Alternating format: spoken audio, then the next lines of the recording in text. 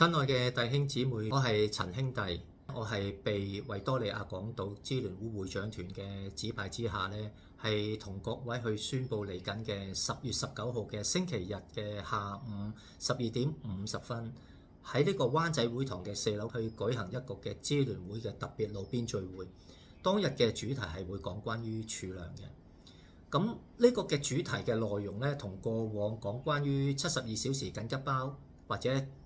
講關於儲糧咧係有好大嘅唔同嘅，因為今次嘅主題咧，我哋係會主要集中係我哋而家香港嘅聖徒所面對嘅儲糧嘅挑戰嘅。譬如我哋室內嘅溫度同埋濕度都比較高，同埋最重要一樣嘢咧就係我哋一般儲糧嘅保質期咧都係得2年嘅時間，所以我哋今次係會分享總會嘅儲糧計劃，同埋借助 AI 嘅輔助工具，使到呢啲嘅食物嘅保質期能夠提升到10年至到30年以上嘅。咁同樣啦，呢啲嘅技術都能夠應用到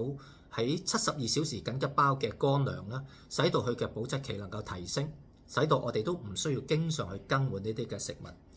由於我哋而家身處一個比較混亂嘅社會啦，我哋面對嘅挑戰啦，譬如話地震啦、海嘯啦，有啲地方嘅饑荒啦，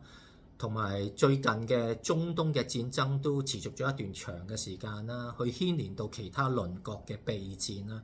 所以我哋作為聖徒，為咗我哋個人自己，也為咗我哋心愛嘅家人，我哋好鼓勵各位能夠出席呢1個鐘頭嘅聚會，去聆聽主俾我哋嘅最新嘅特別嘅信息。咁由於呢個聚會係非常之濃縮同埋重要嘅，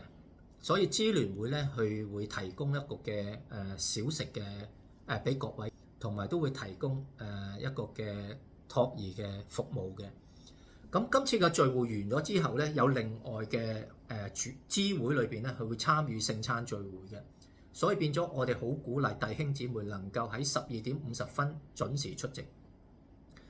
如果各支會嘅領袖、輔助組織嘅領袖有一啲嘅輔助嘅組織嘅會議嘅時候要開嘅，或者係主教團嘅特別嘅會議咧，我哋都好鼓勵你哋能夠參與今次嘅爐邊聚會之後，可以利用到灣仔會堂每一個唔同嘅課室去繼續你哋嘅會議。好多謝嘅各位嘅寶貴嘅時間。